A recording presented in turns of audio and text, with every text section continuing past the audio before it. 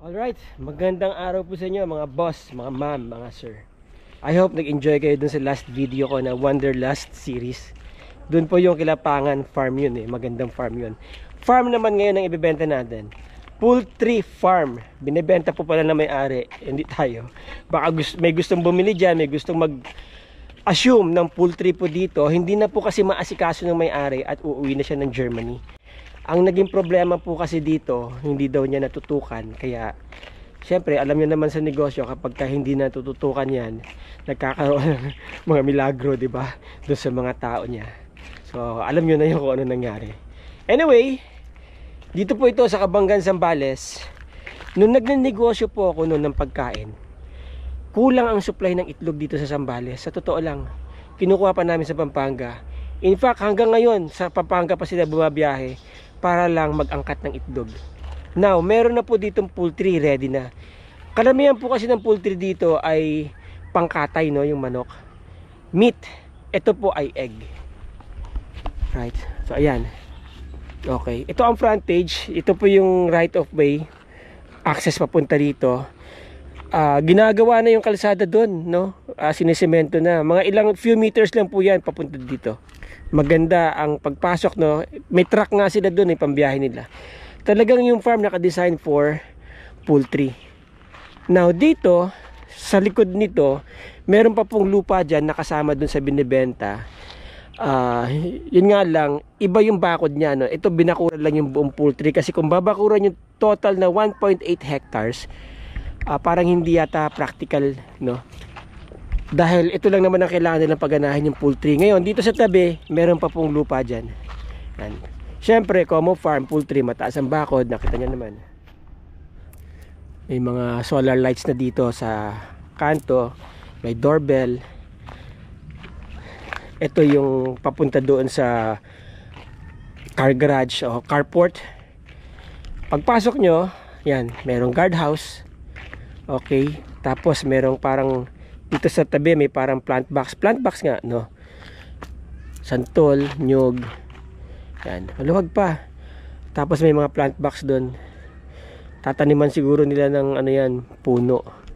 Now dito, meron po ditong 5 rooms para sa mga crew or sa mga staff.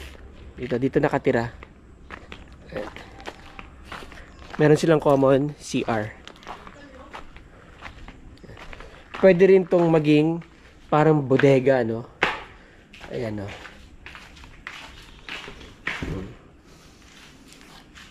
Ayan. Talagang nakadesign po ito into na isang serious o seryosong poultry farm. Layers. Nakadesign yung kanilang kulungan sa mga layers. Tapos to parang ito na yung utility room. Lalagyan ng mga, alam niyo na, kapag ganito kasi merong mga structures, may bahay, di ba? Laging kailangan ng switch, kailangan ng kuryente, ng kable, kailangan ng drainage, and yan dyan nakalagay. Ito yung kanilang comfort room. Magkahiwalay yung shower at saka yung toilet. Alright. Maluwag, no? Ang ganda, oh. Ang gandang farm nito. Merong backdrop ng bundok dun sa likod, oh. Mataas ang bakod, syempre kailangan protektahan yung lugar, no? Ayan. Ang bakod siguro mga nasa ano to? 1, 2, 3, mga nasa 4 meters. Ikot ko lang kayo sa paligid, ano? Ayan. Now, ito yung pinaka main house. Diyan tumutuloy yung may-ari kapag umuwi siya. Taga Germany po kasi may-ari, Filipina. Dito, may bomba rin dito. Ayun, oh. May source ng tubig dito. Okay. And then,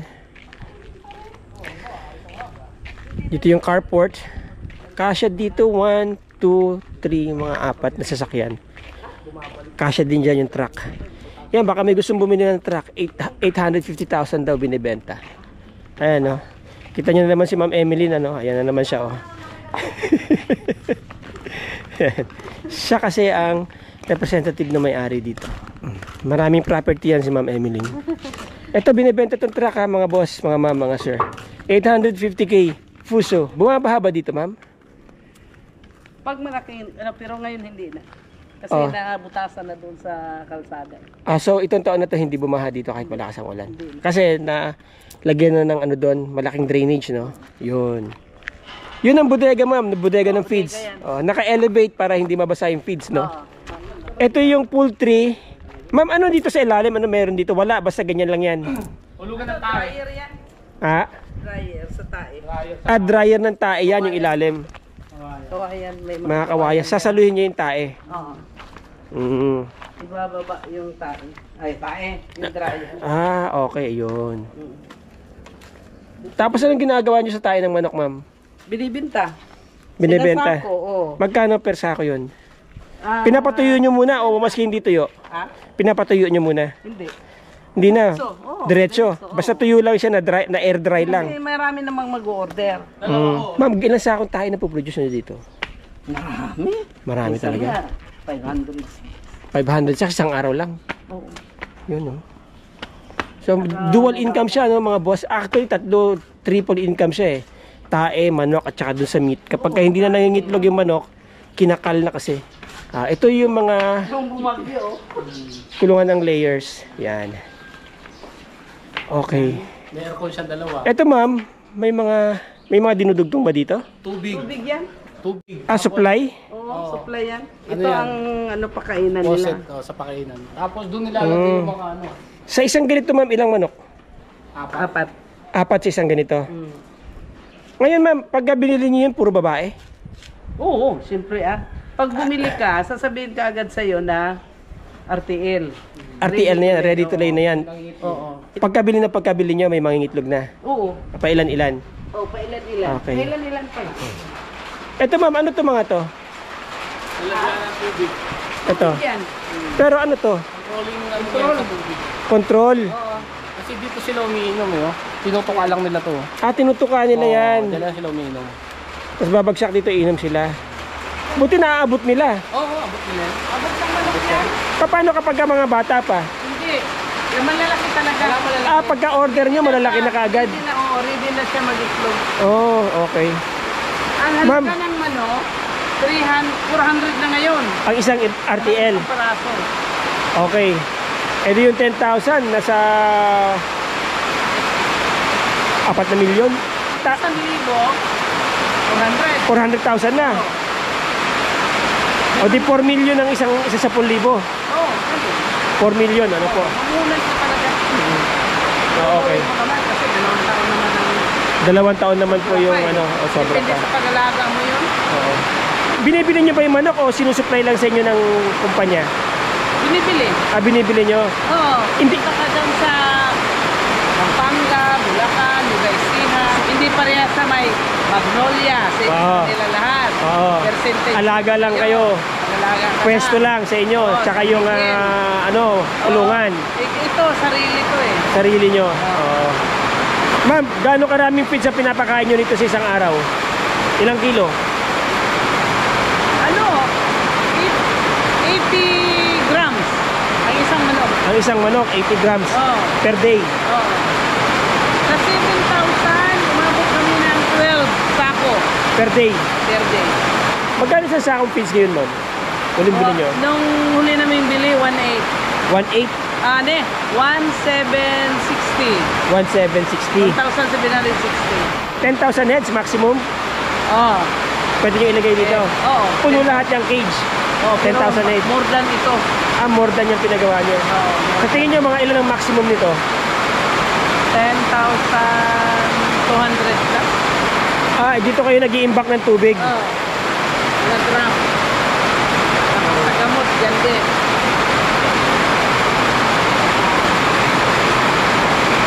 Lakas ng ulan. Ma'am, tuloy na lang natin maya-maya. Tanong ko lang po, magkano pinuhunan nyo dito sa kulungan? Dito, itong kulungan, mabot yata ng 6 million to. 6 million kulungan. So, Kasi hindi kasama to eh. Iba ang kontraktor nito eh. pati yung bakod kayo na nagpabakod nito? O may bakod ng dati? nung binili nyo to? May bakod na.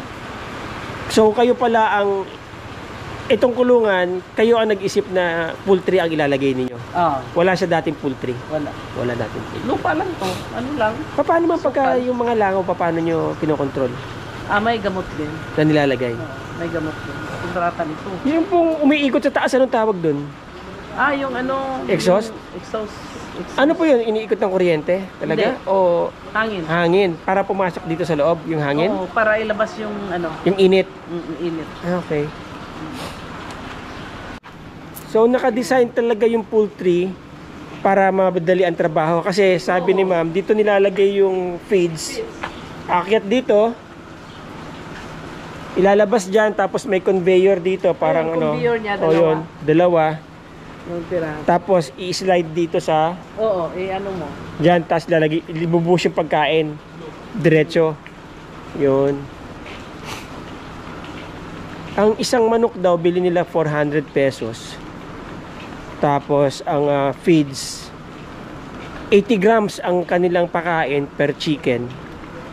Nasa 12 sacks daw per day. 1,750 per sack.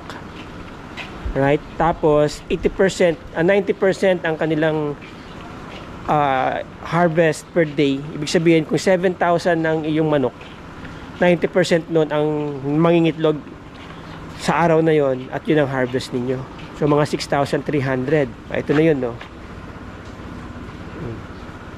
Yan. Okay, nandyan yung feeds. Meron pala siyang makina. Ayan.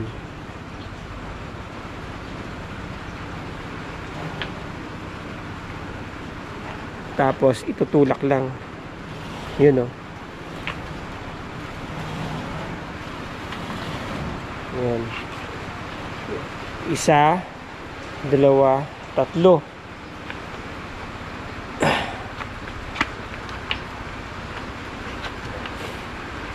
Kaya habang tinutulak mo siya, itong gear na to, yan, umiikot. Iikot siya para ilabas niya yung mga pagkain. Konting repair na lang to.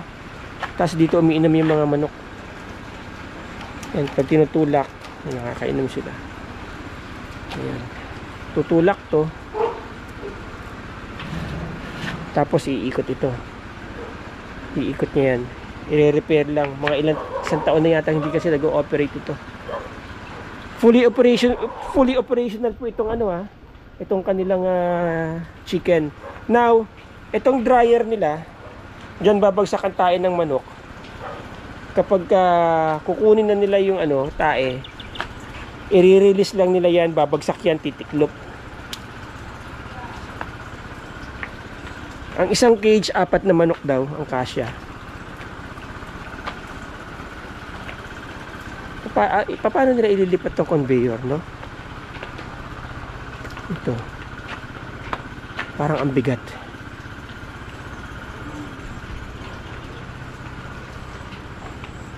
Ayan ang mga railings. Haba.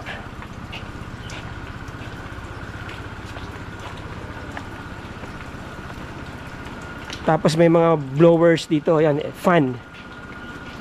Ayan, mga fan. Yung mga kailangan na talagang i-repair. Ayan, bigsakan. May insulation. May mga fan. Ayan, o. Mainit kasi ang katawan ng manok eh.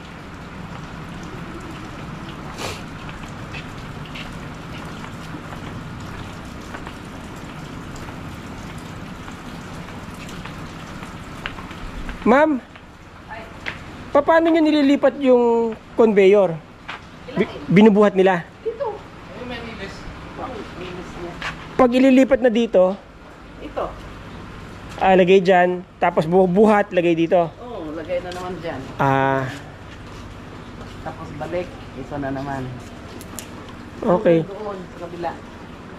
Ibig sabihin, lalagay mo na dito ma'am bago ito lalabas dito yung feeds. Oh, ilagay mo muna dito. Yung conveyor. Ganyan.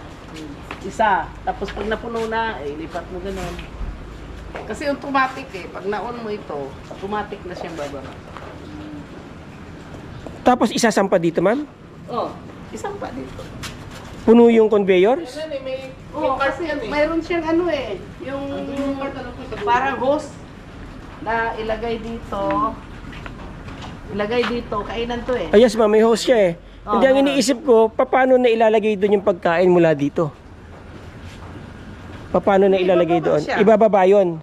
Hindi, dito ang feeds. Oo. Buhos mo dyan, isang sako. Oo. Ngayon, automatic siya mag-akyat. Aakyat. Higupin niya. Ilalabas niya. Oo, kasi naka-on ka na eh. Oo. Ngayon, ilalabas niya dyan.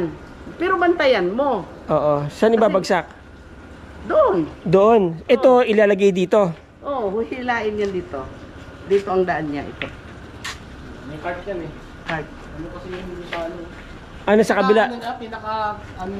Pinaka-train niya. Oo. Doon sa dulo. Ay, yung cart. Okay. Para, ibig sabihin, hindi na pala ibababa yun. Hindi. Hindi na. Meron nang maglalagay sa kanya. Ah, ito. 20... Kailan pa, Hendry? Ay, Hendry. Hindi, ito lang here. Ah, ito. Yan yung relays. Yan yung pinaka-bagon niya. Oh, dito ilalagay yan. Tapos papatungan ng ano. Sa ano yung to? Sa page. itlog? Oh, sa itlog. Ah, sa itlog. Yan yung ginagamit dun sa ano pag forward. Ito. Oh, yan. May gulong eh. May gulong Oo. to eh.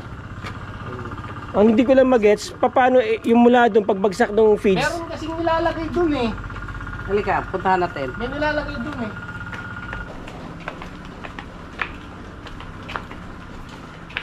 Tapos yan, may dalawang malaking blower. Ayan oh. Isa dyan, tsaka isa doon. Ayan oh. Blower.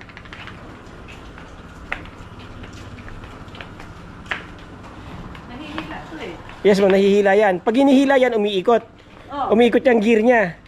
Para ang paglabas ng ng food ay pantay. Pantay. Okay. Hinihila. Hihilain mo. Apo. So, Itulak pag mo. hinila to, iikot ito. Di ba? Oo, automatic siya. Oo, tapos, yung para yung labas ng food ay pantay-pantay. Oo. Maganda yung pagkakadistribute. Ang iniisip ko, ma'am, yung bunganga nun, yung pagbagsak ng feeds doon, dito ilalagay. Oo, dyan ilagay. Parang hindi naman yata aabot. Doon siya nakatutok. Aabot siya.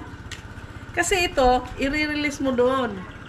Ah, ibababa ito, ma'am. Oo, sa kabila. Bubuhatin nila, ibababa. Hindi, may ano to eh.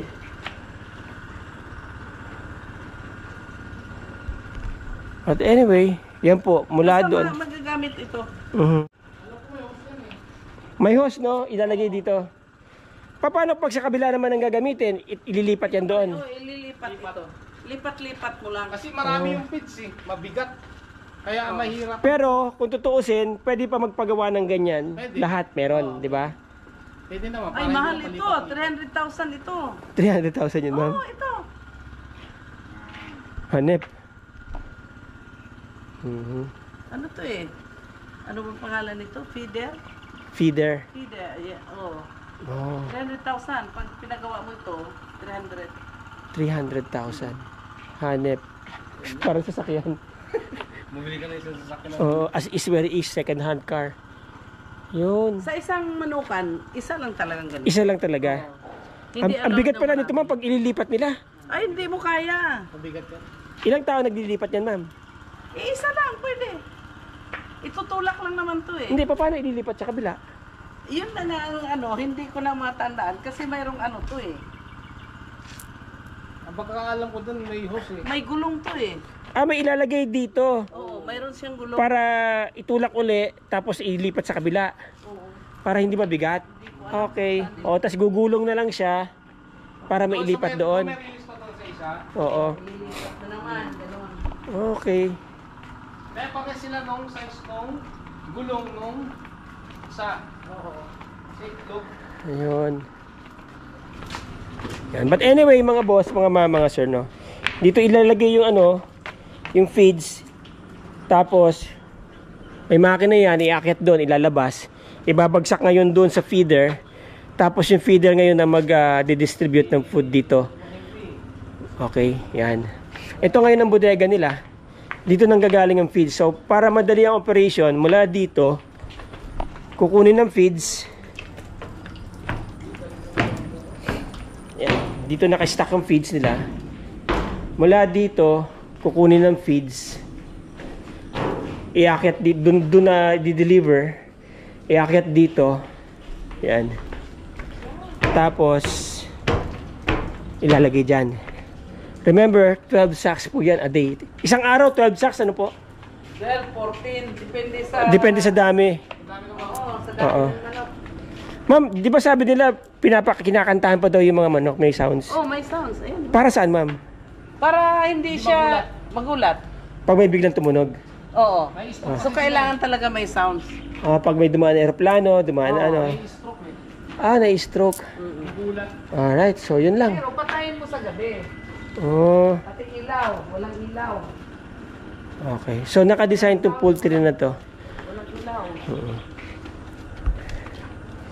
Binili na pa, ang paggawa daw niya dito inabot almost ng 6 million itong kulungan.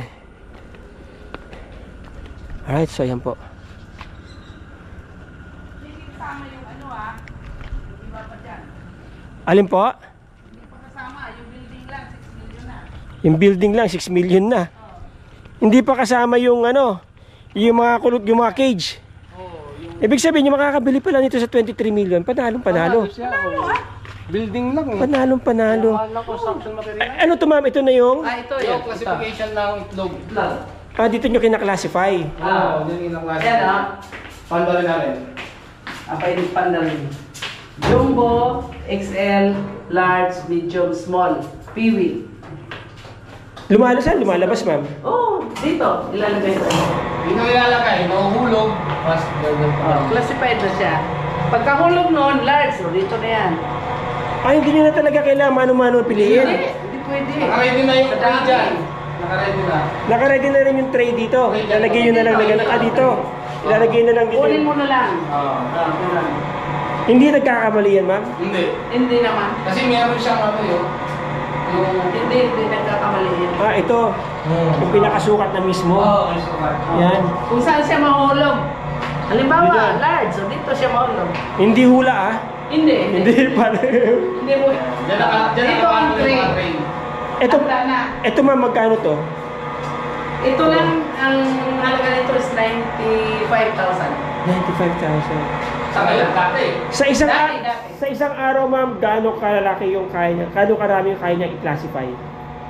Lahat. Lahat ng itlog. Lahat. Kasi dito mo ilagay Mag-file ka ng tingin dito. Lagay mo lang dyan. Lagay. Kasi automatic siya Mabilis. Hindi naman nababasag May dalawang tao ka. Buti hindi nababasag. Depende na. Sa tao mo. Pag hawak mo. Nice, patayin niyo na po sa yung kuryente. Ang ganda. Ayan Saan niyo binili ito ma'am? Saan niyo binili? Sa Pampanga. So, ito, pwede po makita natin yung loob ng bahay. Yan. Yun. Right side, may siya. May gate dito. Right side. Ma'am, maganda May siya. maluwag. Ayun yung mga tray ng itlog. May CR. Ayan, sila yung mga tray ng Ito yung mga tray ng itlog. Talagang mga plastic yung mga trays nyo Yung may karton, gano'n. Mas mahal yan yung plastic. Oo. Parang... Bahal yan. Shit, yata yan. Noon ma'am, sawang-sawa kayo sa sunny side egg. Yata 45. 45 isa, no? Oo. Isang piraso. Ito, sila. Kwarto. Tatlong kwarto ito Tapos 3 kwarto. Ito. Ayan. Okay. Ito, budiga ko. Yan, kwarto din yan. Ginawa lang. Ginawa ko budiga, wala akong malagyan Ma'am, may kasama ba tong gamit na maiiwan kapag ka binili? Gamit lang ng itlog. Gamit na ng itlog. Pero yung mga, kagaya ng mga kama, Ay, akin to. mga kama, kukunin nyo, pati cabinets, no? Pati kabinet. May CR ako isa. Ito yung pinaka-master bedroom. Ito ang master. Yun. Tapos ito yung sala nyo. Yan ang sala. May mga gate dito, ma'am, Ito gate. Gate yan. Ano ba ito yung dating magkahiwalay? Ni-renovate ko na lang to. Ni-renovate Kasi ko na lang to. yung garahe. Okay, garahe pala to dati. Wala talagang kapurma-purma. Ako nang nagpa-tiles. Ako Pati nang tiles. nagpapasami. Oh, yun. Lahat-lahat, sinarenovate ko na. Yung bubong dati na yung bubong. O dati na siya. Mm. Kasi makapal naman ang bubong eh. Mm. Yun. Tapos yun na yung pinaka veranda nyo. Oh, dito. Ako nang nagpagawa lahat. Para lang maano. Kasi dito naman kami nakatira. Yun. Alright. Ayan ang tubig. 2,000 liters yan. 2,000 liters. Oo. Ilan ang source ng tubig nyo dito, ma'am? May bomba doon ako nakita. May bomba dito. Tapos ito yung nagsusup... Ayan, may gripo pa. Hindi, ibig ko sabihin yung nakabaon. Isa. Ito. Isa. Isa. Tapos yun. Yun. So, dalawa lang nakabaon. Supply doon sa poultry tsaka dito. Oo. Alright. Okay. Ma'am, ang lupa nyo ay nasa 1.8 hectares, di ba, ma'am? Oo. Kasama na doon sa kabila. Okay. Pakisabi na lang po sa mga buyer natin kung magkano nyo binibenta. 23 million. Lahat. 23 million po lahat. Oo. 1.8 hectares. Kasama yung hindi nabakuran dito sa gilid. Oo, yung doon sa gilid. Okay, kasama yung hindi nabakuran Kasama na doon. yun. Yun. Pati bundok. Title po, no? May mga titulo. May titulo yan. Opo. Ilang titles lahat yan? 4. 4 na titles. Alright. Ma'am, Okay. pwede nyo bang sabihin yung name nyo sa ating mga viewers? May-ari dito sa Yun, siya may-ari po. sa O yan, ma'am. Indian's Poultry Farm. Mga boss, mga ma'am, mga sir, baka sabihin nyo na naman ha, nambubudol ako. Ah, Ha? So ma'am, maraming salamat sa inyo. thank you very Apo. much. Ha? Okay, sige po. Yan. Sana mabinta. Ayan. Alright, recap tayo mga boss, mga ma'am, mga sir. There you go. Narinig nyo si ma'am kung magkano niya binibenta yung property. She's selling this property for 23 million. This is about 1.8 hectares. Ano po? Fully fenced yung area kung saan merong operation ng poultry. Secured, kumbaga, di ba? Okay, alam nyo mga boss, mga ma'am, mga sir, dito sa Zambales, kinakapos po ang supply ng itlog dito. Nagkataon lang na ibebenta to ni ma'am kasi hindi niya na po matutukan yung business. Yun nga, sabi ko kanina, nagka-problema siya sa mga tao niya, napabayaan niya. Eventually kasi kapag ang isang negosyo nga ay hindi mo natututukan at nagsimulang gumawa ng milagro yung mga tao dyan, tuloy-tuloy na yan. Until it's too late na mapapansin mo kasi nakakabisado nila yung ins and outs ng business eh. Diba? So, kung sino man na mag-a-assume nito, dapat merong talagang mahusay na sistemang gagawin kung hindi man niya matutukan itong negosyo na to. No, isa na dyan, dapat may CCTV talaga at saka regular ang accounting. Very feasible po itong ganitong negosyo dito sa Zambales. Provided nga, sabi ko, na talagang matutukan niyo yung business. Kasi nagkakaroon po ng shortage ng itlog dito. So there you go mga boss, mga ma'am, mga sir. Maraming salamat po sa inyong oras. Kung interesado po kayo, kung sino man po ang interesado dyan na ma-acquire itong property na to, yan na dyan po ang aking contact details at makakausap niyo po mismo yung may-ari through Ma'am Emeline. Alright? Maraming salamat. Till the next video. Ciao!